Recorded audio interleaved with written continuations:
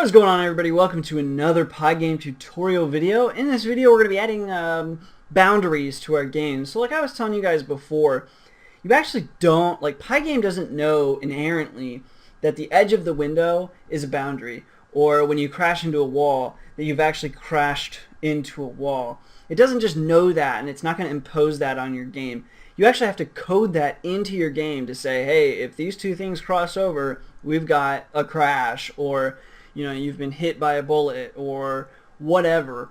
You have to code that in, or you've gotten that coin, or whatever. So what we're going to do in this video is begin our first bit of logical statements. So like I was telling you before, you're going to have basically a bunch of event handling, and then you'll have a group of logic statements, and then usually you'll have a group of, and the logic will sometimes modify variables and stuff like that, but you'll have your event handling, your logic, and then your graphics rendering, and then you'll update the display. And that's what happens every single frame per second that you have set. It's going to run through all of that stuff. And that's kind of why we wanted to use elifs instead of ifs, to help cut down on the amount of stuff that we have that runs. So now we have barriers, and so if we say we want to have barriers, how do we go about adding barriers to the game? So here's our game. So how do we tell Pygame that, like, when we've crossed over this line here, game over, or crossed over that line, or the line over here? How do we actually inform Pygame? Well, the easiest way that we can do that is by asking if we are over those lines. So for example, what we can ask is if lead underscore x is greater than, let's say 800 pixels, okay? What would we want to say? Well, we'd want to say game exit equals true, and that's game over. So we can save and run this and come over here, and let's just move our guy over there, and now he's off the screen, and so game exit was true, the game ended, and we say we do want to exit. So that's cool. So then of course you could say elif lead x is less than 0, game x equals true, and so on. But what we really have to ask is the end result to any of these is game over. So instead of making a bunch of if and elif statements all about the boundaries of running off the screen, what I suggest you do instead is you can get rid of that, and then we'll say if lead x is greater than 800, game x equals true. But you can say if lead x is greater than 800, or lead x is less than 0, or lead y is greater than 600, which was the height, or lead y is less than 0. Now game exit equals true. So now we can run this statement like this, and we see that if we go up too high, the game is over.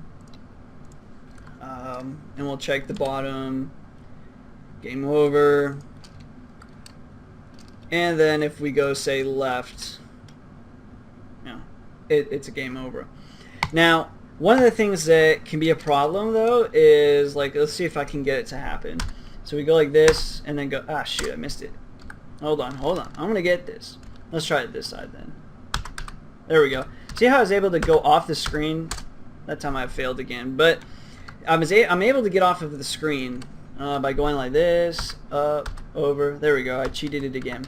Obviously in Snake, you're not supposed to be able to do that. It's hard to do it, but I'm able to do it every now and then.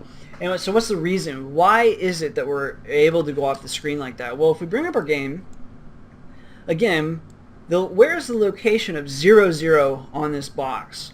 It's right here, right at the top left. So 0, 0 on the surface, right here. So we're asking if 0, 0 is greater than this line. Well, if it's equal to that line, like that, that's okay, right? That is not a problem because it's not greater than, it was only equal to. So obviously that's how we run into that problem. The other side, it can't really be the case, but it happens on that side, and also so greater than 800 and all of that. So how do we remedy that problem? Well, instead of just being greater than 800, we would say greater than or equal to 800, greater than or equal to 600. Okay, or yeah. So now let's say that and run that again, and we can move our little guy around. And you see, we can't cheat the system anymore. We're just not able to get that to go off and then come back again. And obviously, going up, we were never able to do that in the first place because 0, 0 was okay.